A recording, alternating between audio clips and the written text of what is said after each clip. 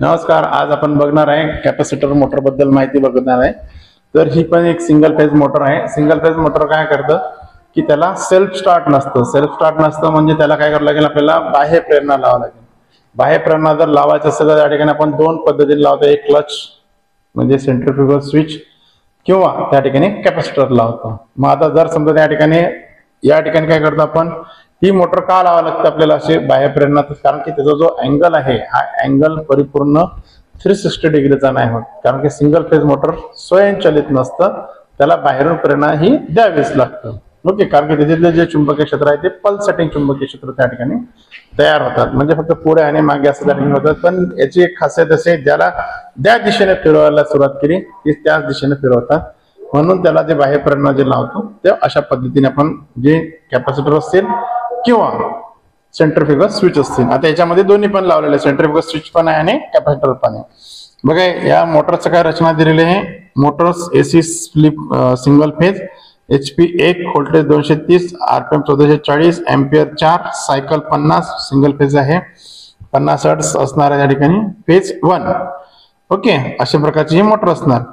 तर जोडणी कशी केलेली आहे, तर त्या ठिकाणी सिंगल फेज सप्लाय दिला, फेज न्यूट्रल MCB नंतर दिलेला आहे इंडिकेटर नंतर व्होल्ट मीटर, एमीटर.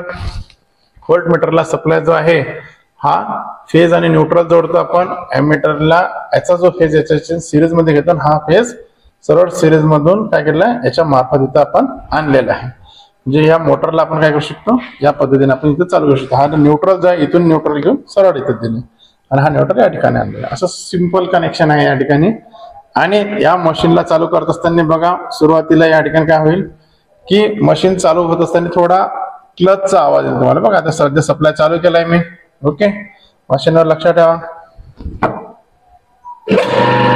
बघा सुरुवातीला काय झालं, त्या ठिकाणी क्लच लागलाय, मशीन चालू झाले. त्या ठिकाणी RPM किती आहे, जवळपास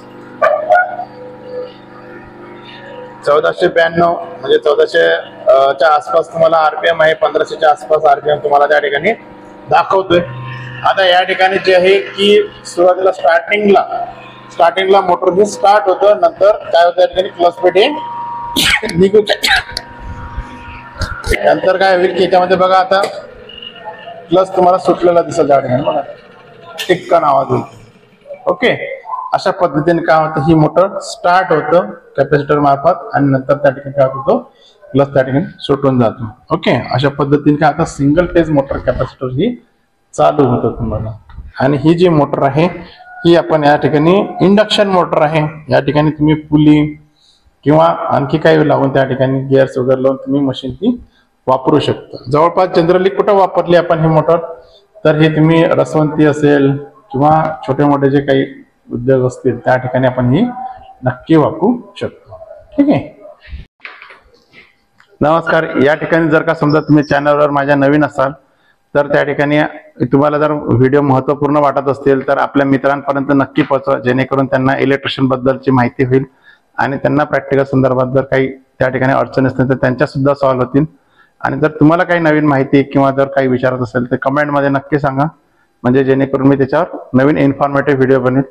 परत एकदा सांगेल, चॅनलला लाईक करा, सबस्क्राईब करा, आपल्या मित्रांना नक्की पाठवा.